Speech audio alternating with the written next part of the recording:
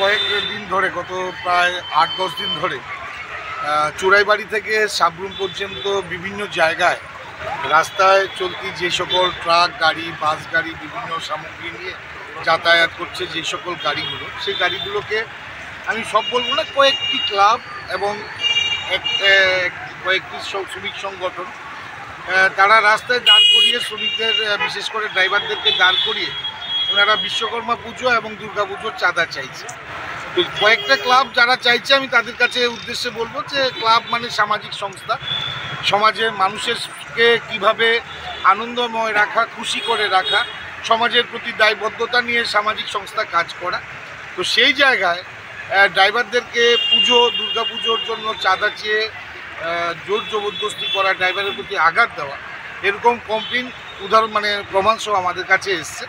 তো সেই বিষয়গুলো আজকে ড্রাইভাররা আমাদের কাছে দিয়েছে, সেগুলো দিয়ে আজকে ডিজিপি সাহেবের সাথে সাক্ষাৎ করি এবং পুরো বিষয়টা অবগত করি। কারণ কিছু চক্র যারা এই রাষ্ট্রবাদী সরকারকে বদনাম করার চেষ্টা করছে, তো আমরা সেই বিষয়গুলো, যেহেতু সরকারকে আমরা সমর্থন করি, সরকারের পাশে থেকে শ্রমিকদের ডেভেলপমেন্ট করি, সেই জায়গায় কোনোদিন এই রাষ্ট্রবাদী সরকার চাইবে না যে কোনো ড্রাইভারের উপরে এইভাবে নির্যাতন হোক এবং চাঁদাবাজি হোক। তো চাঁদাবাজি রাষ্ট্রবাদী সরকার সবসময় বিরুদ্ধে। আমরা চাই যে ড্রাইভার ওনার ক্ষুদ্র ক্ষমতার মধ্যে দিয়ে যতটুকু পারে সেই টাকা ওনারা চাঁদা দেবেন, এবং ড্রাইভার যদি চাঁদা না দেয় গাড়ির উপরও আঘাত আসে, এরকমও আমাদের কাছে প্রমাণ আছে। তো এই বিষয়গুলো যদি আমাদের রাজ্যে না হয়, এইসব কোনোদিন আমাদের রাজ্যে ছিল না, সেই কালচার যেন পুনরায় ত্রিপুরা রাজ্যে না হয়। রাষ্ট্রবাদী সরকার, আমাদের রাজ্যের জনপ্রিয় মুখ্যমন্ত্রী, উনি বলেছেন যে কাউকে অলরেডি উনি ২-৩ বার সাবধান করেছে যে কোনোভাবে কোনো রকম দুর্নীতি বা কোনো রকমের উল্টোপাল্টা কাজ উনি বরদাস্ত করবে না।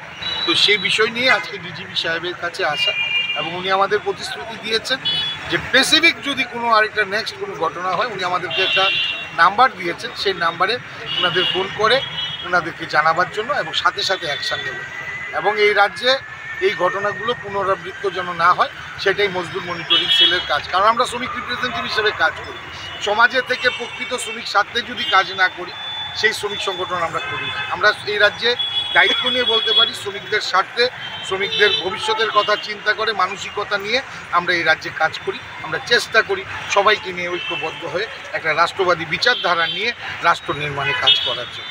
দেখা যারা এই ঘটনাগুলো করছে